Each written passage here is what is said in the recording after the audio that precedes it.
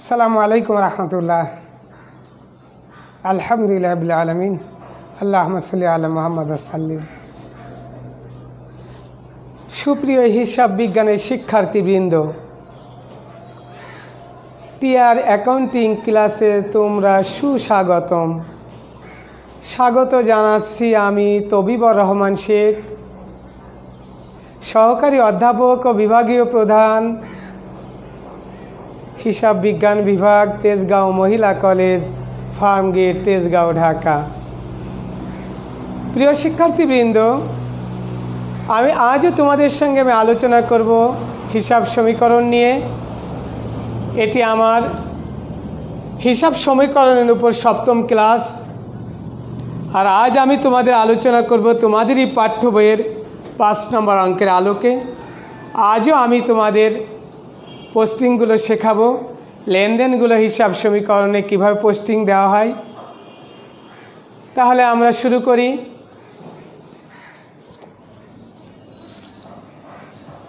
আগের নিয়মে আমাদের দেখতে হবে যে হিসাব সমীকরণ কি, এটা সংক্ষিপ্ত একটু ধারণা দিয়ে আমরা চলে যাব। আমরা জানি asset equal to liabilities plus owners equity. আর ওনার্স ইকুইটির উপাদান আমরা আগেও শিখেছি 4টি। মালিকের বিনিয়োগকৃত মূলধন, আর এটা ওনার্স ইকুইটির সঙ্গে যোগ হয়, সি দ্বারা প্রকাশ করা হয়। এরপর আয়কে আর দ্বারা প্রকাশ করা হয়, এটাও যোগ হবে ইকুইটির সঙ্গে।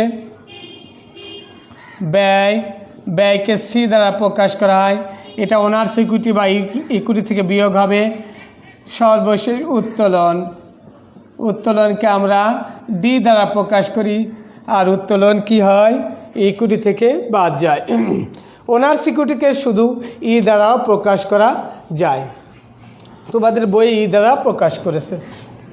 অ্যাসেটগুলো কি হবে, অ্যাসেট যদি আসে বা বৃদ্ধি পায় যোগ, অ্যাসেট চলে গেলে বা হ্রাস পেলে বিয়োগ। আর লায়াবিলিটিস যদি বৃদ্ধি পায় তাহলে যোগ, হ্রাস পেলে বিয়োগ।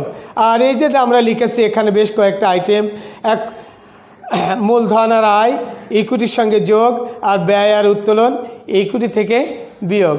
আর সম্পদগুলো নিয়ে আমরা আগেও ধারণা দিয়েছি, আজও সংক্ষিপ্ত ধারণা দিব। সম্পদ 2 প্রকার, স্থায়ী সম্পদ আর চলতি সম্পদ।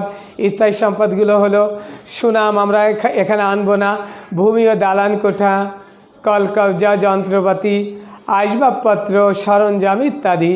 আর চলতি সম্পদগুলো হাতে নগদ, ব্যাংকে জমা, প্রাপ্য হিসাব বা দেনাদার, সমাপনী মজুত পণ্য, অগ্রিম খরচ ইত্যাদি। আয় হচ্ছে বিক্রয়, বিনিয়োগের সুদ, কমিশন প্রাপ্তি, সকল প্রাপ্তি। আর ব্যয় হলো যেগুলো বছরে বারবার করা হয়, কম করে হলে কি একবার করা হয়, ব্যয় বা খরচ বলা হয়। আসলে আমরা খরচই বলবো। খরচগুলো হলো পণ্য ক্রয়, বেতন, মণিহারি প্রদান, বিজ্ঞাপন খরচ, ভাড়া, আসবাবপত্রের অবচয়, মেরামত, ক্রয় পরিবহন, বিক্রয় পরিবহন ইত্যাদি। আমরা তোমাদের একটু ধারণা দিলাম এই হিসাব সমীকরণের উপাদানের উপর। এখন আমরা অঙ্ক শুরু করব।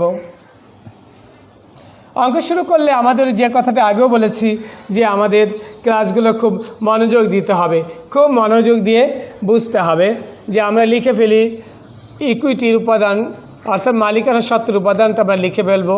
এখানে ক্যাপিটালটা যোগ হয়, রেভিনিউ মানে আয়, মূলধন আর আয় যোগ হয়, ব্যয় বা এক্সপেন্স বিয়োগ হয়, আর ডি মানে ড্রয়িংস বা উত্তোলন বিয়োগ হয়।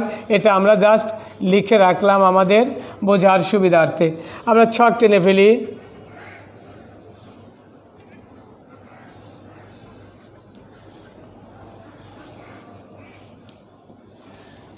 প্রথমে তারিখের একটা ঘর লিখব, আর মন্তব্যের একটা কলাম।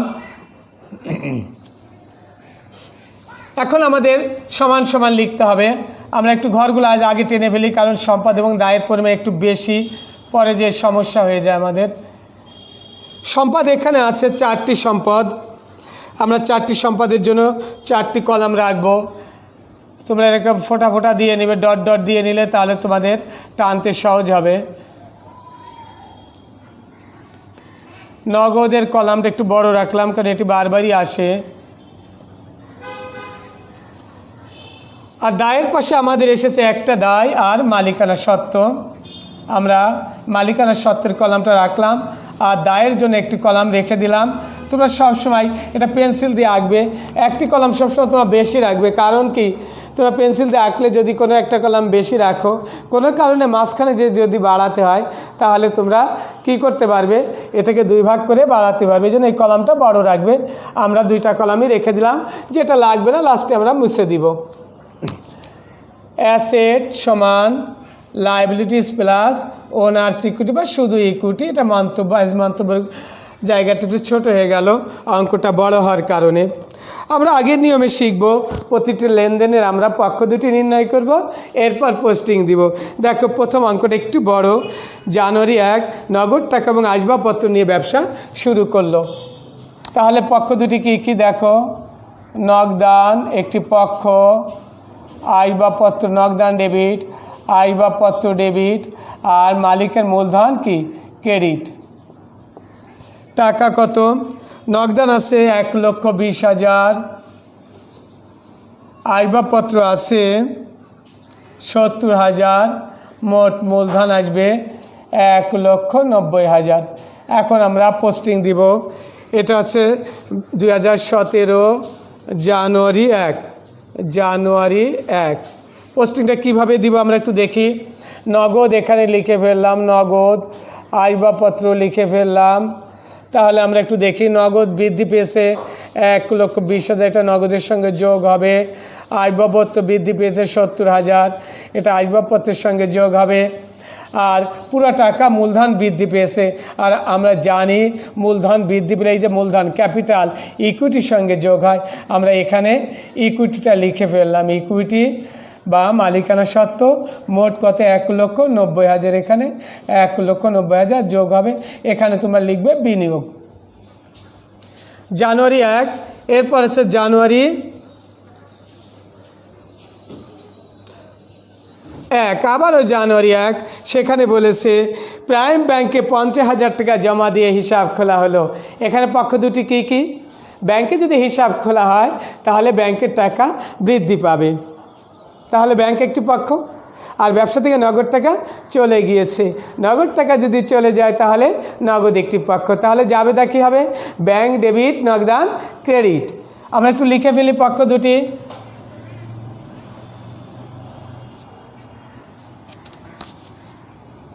ব্যাংক হিসাব একটি পক্ষ ডেবিট, আর নগদান হিসাব ক্রেডিট। টাকার পরিমাণ কত, টাকা এখানে 50,000 টাকা দিয়ে তারা হিসাব খুলেছে। তাহলে আমাদের পোস্টিংটা কী হবে, এখানে আর একটা কলাম আসবে ব্যাংক, কারণ এখানে ব্যাংকের টাকা বৃদ্ধি পেয়েছে। কত টাকা যারা বৃদ্ধি পেয়েছে, 50,000 টাকা। আর ব্যবসা থেকে নগদ টাকা চলে গিয়েছে কত, 50। নগদ থেকে এটা কী হবে, বিয়োগ হয়ে যাবে। এখানে সমান সমান, এখানে কি সমান সমান, যোগ বিয়োগ করলে দুই পাশ কী হয়ে যাবে, সমান হয়ে যাবে। তারপর দেখি আমরা জানুয়ারি 4 কি বলেছে, বেলাল এন্টারপ্রাইজের নিকট হইতে 45,000 টাকার পণ্য ক্রয় করা হলো। নগদে 20,000 টাকা প্রদান, চেকে 15,000 প্রদান, মোট ক্রয় 45,000। কিন্তু নগদে দিয়েছ 20,000, চেকে দিয়েছ 15,000, আর বাকি থাকলো 10,000। এটা বাকি ধারে, এটা ধরে নিতে হবে কি ধারে। তাহলে জাবেদা কী হবে, পক্ষ কি ক্রয় ডেবিট, নগদান ক্রেডিট, ব্যাংক ক্রেডিট, আর প্রদেয় হিসাব ক্রেডিট। একটু ছোট্ট করে লিখে দিবে শিক্ষার্থীরা। দেখো, ক্রয় হিসাব একটি পক্ষ ডেবিট, নগদান ক্রেডিট, ব্যাংক ক্রেডিট, আর প্রদেয় হিসাব ক্রেডিট। টাকাটা আমরা একটু লিখে ফেলি। কত টাকা দিয়ে আমরা ক্রয় করেছি, মোট আছে ক্রয় করেছি 45,000 দিয়ে, এখানে আসবে 45,000। তাহলে আমাদের নগদে দিয়েছি আমরা কত, 20,000, চেকে দিয়েছি 15,000, চেক ব্যাংকে চলে যাবে। আর বাকি যেটা, এটা ধারে। একটু বোঝার চেষ্টা করি, একটু কঠিন আইটেম। আমরা ক্রয় করেছি, ক্রয় সবসময় ডেবিট, কারণ ক্রয় একটি ব্যয়। আর এই ক্রয়ের টাকা আমরা পরিশোধ করেছি, নগদে দিয়েছি 20,000, চেকে দিলে ব্যাংক ক্রেডিট 15,000, তার 20 আর 15 35, আর বাকি 10,000 ধারে। ধারে হলে প্রদেয় হিসাব। তাহলে আমাদের এখন পোস্টিংগুলো দিতে হবে। প্রথমে আমাদের তারিখটা আমরা একটু লিখে ফেলি। তারিখ হচ্ছে 4, একটু ফাঁকা করে লিখলাম যাতে বুঝতে সহজ হয়। মোট ক্রয় 45,000। ক্রয় কি একটি ব্যয়, আর আমরা জানি যে ব্যয় সবসময় কি হয়, মালিকানা সত্ত্ব থেকে বিয়োগ হবে। কত টাকা বিয়োগ হবে? 45,000। আর এখানে মন্তব্য লিখব ক্রয়। আমরা জানি ইকুইটি কলামের জন্য মন্তব্য হয়। এখন এই ক্রয়ের টাকাগুলো আমরা পরিশোধ করব। নগদে কত? 20,000। তাহলে 20,000 চলে গিয়েছে, 20,000 নগদ থেকে বাদ। ব্যাংক থেকে চলে গিয়েছে 15,000, ব্যাংক থেকে বাদ। আর ধারে 10,000। ধারের জন্য একটি দায় সৃষ্টি হয়েছে, এই দায়ের নাম প্রদেয় হিসাব। এটা আমরা একটু লিখে ফেললাম, প্রদেয় হিসাব। দায় এখানে কি হয়েছে? বৃদ্ধি পেয়েছে। তাহলে দায়ের সঙ্গে যোগ হবে 10,000। প্রিয় শিক্ষার্থীরা, এরপর 6 নম্বর আইটেম একটু দেখি। 6-এ কী বলেছে? 6-ও এরকম একটা মিশ্র জাবেদা, বড় জাবেদা। দেখো, 80,000 টাকা পণ্য বিক্রয়, নগদে 30,000, চেকে 25,000 টাকা পাওয়া গেল। তাহলে 80,000 থেকে 30 আর 25 55,000 বাদ দিলে আর থাকবে 25,000। এই 25,000 ধারে ধরতে হবে। তাহলে আমরা ক্রয়ের জাবেদার অনুরূপী একটি জাবেদা করে নিই। পোস্টিংটা আমরা পক্ষগুলো নির্ণয় করে নিই। পক্ষগুলো কি কি হবে? আমরা নগদে বিক্রয় করেছি। নগদের জন্য নগদান হবে কত টাকা? 30,000। আর চেকে 25,000। চেক আর নগদ মিলেই হবে নগদান হিসাব। মোট কত? 55,000। চেকের টাকা এবং নগদের টাকা উভয়টি মিলে নগদান হিসাব হবে। আর প্রাপ্য হিসাব হবে একটি পক্ষ, প্রাপ্য হিসাব। প্রাপ্য হিসাব হবে 25,000। আর মোট বিক্রয় করেছে আমরা কত টাকার? বিক্রয় হিসাব ক্রেডিট হবে, একটু ক্রেডিট লিখে দিলাম। বিক্রয় হবে মোট 80,000। আবার বোঝা, একটু স্টুডেন্টরা খেয়াল করো। আমাদের মোট বিক্রয় কত? 80,000। 80,000-এর জন্য বিক্রয়টি আয়, বিক্রয় ক্রেডিট হয়ে যাবে 80,000। এই টাকাটা পেয়েছি আমরা নগদে, আর চেকে পেয়েছি 55,000। তাহলে নগদান ডেবিট 55,000, আর বাকিতে বা ধারে 25,000। আর বাকিতে যদি বিক্রয় করা হয় তাহলে প্রাপ্য হিসাব ডেবিট হয়ে যাবে। তাহলে প্রাপ্য হিসাব ডেবিট কত? 25,000। আর মোট টাকা বিক্রয় ক্রেডিট 80,000। পোস্টিংটা আমরা দিয়ে ফেলি। আমরা জানি বিক্রয় একটি আয়, আর আয় সবসময় ইকুইটিতে কী হয়? যোগ হবে। 80,000 যোগ হয়ে যাবে এখানে। এখানে আমরা লিখব ইকুইটিতে, লিখব কি? বিক্রয়। আর এই টাকাটা এসেছে কত? নগদে এসেছে কত বলো? 55,000। আর চেকে আমরা পেয়েছি, নগদ আর চেকে মিলে পেয়েছি 55,000। এটা নগদে যোগ হবে। আর প্রাপ্য হিসাবে আর একটি কলাম আমরা লিখব, প্রাপ্য হিসাবে যোগ হবে 25,000। তাহলে নগদে যোগ 55,000 আর প্রাপ্য হিসাবে যোগ 25,000, মোট সমান 80,000। আমরা প্রতি দুইটা আইটেমে যে যোগ দাগ টেনে দিয়েছি যাতে তোমাদের বুঝতে সহজ হয়। এরপরে দেখো প্লিজ, 9 তারিখে বলেছে বেলাল এন্টারপ্রাইজের অবশিষ্ট পাওনা 10,000 টাকা পরিশোধ করা হলো। অর্থাৎ আমাদের বেলাল এন্টারপ্রাইজ আমাদের কাছে যে 10,000 টাকা পেত সেটা এখন আমরা পরিশোধ করে দিব। তাহলে জাবেদাটা কী হবে? পক্ষ দুটি কী হবে? পক্ষ দুটি হবে, একটু লক্ষ্য করো। প্রদেয় হিসাব একটি পক্ষ, আর টাকা চলে গিয়েছে নগদান হিসাব আরেকটি পক্ষ। কত টাকা? 10,000 টাকা। আমরা একটু দেখি পোস্টিংটা কি হবে। 9 তারিখ জানুয়ারি 9। নগদ চলে গেলে নগদ থেকে বাদ, আমরা নগদ থেকে এটা বিয়োগ করব। আর প্রদেয় হিসাব একটি দায় পরিশোধ করলে কি হয়? দায় কমে যায়। আর দায় কমে গেলে দায়ের থেকে আমরা বিয়োগ করে দিব। এই যে প্রদেয় হিসাব আছে এখান থেকে আমরা বিয়োগ করি। তাহলে 10,000 থেকে 10,000 বিয়োগ হয়ে গেল। এরপরে দেখো 18 তারিখ। 18 তারিখে কি বলেছে? মালিক নিজ প্রয়োজনে ব্যাংক থেকে উত্তোলন করেছে কি? মালিক। তা আবার কি? নিজ প্রয়োজনে। কোথা থেকে? ব্যাংক থেকে। আমরা জানি উত্তোলন সবসময় কি? একটি পক্ষ।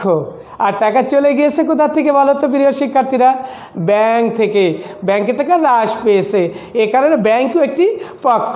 তাহলে পক্ষ দুটো আমরা পেয়ে গেলাম। কি কি বলো তো? উত্তোলন একটি পক্ষ, আর একটি পক্ষ ব্যাংক। কারণ তোমরা মনে রাখবা মালিক উত্তোলন করলে সবসময় উত্তোলন একটি পক্ষ হবে। তাহলে আমরা একটু লিখে ফেলি, উত্তোলন হিসাব আর একটি পক্ষ বলো ব্যাংক হিসাব। টাকার পরিমাণটা আমরা লিখে ফেলি 8,000 টাকা।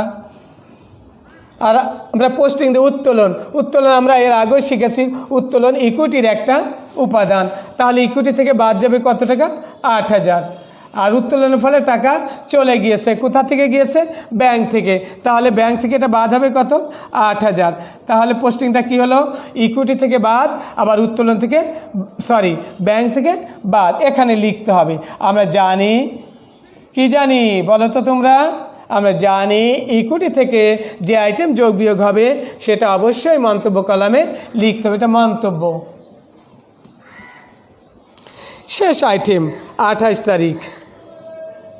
28 তারিখে কি আছে? বিজ্ঞাপন খরচ প্রদান করা হলো। পক্ষ তোমরাই বলো, পক্ষ দুটি কি হওয়া উচিত? হ্যাঁ, বিজ্ঞাপন খরচ একটি পক্ষ, কারণ এটি চলে গিয়েছে, একটি খরচ। আর যেহেতু টাকা চলে গিয়েছে, নগদান একটি পক্ষ। তাহলে আমরা লিখে ফেলি আগের নিয়মে, বিজ্ঞাপন খরচ আর একটি পক্ষ নগদান।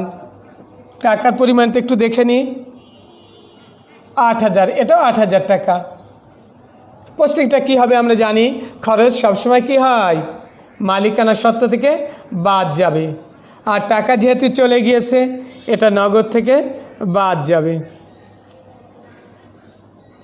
এখানে মন্তব্য লিখতে হবে বিজ্ঞাপন খরচ। প্রিয় শিক্ষার্থীরা, আজ এই পর্যন্ত। দেখা হবে ইনশাল্লাহ আগামী ক্লাসে। আসসালামু আলাইকুম রহমতুল্লাহ।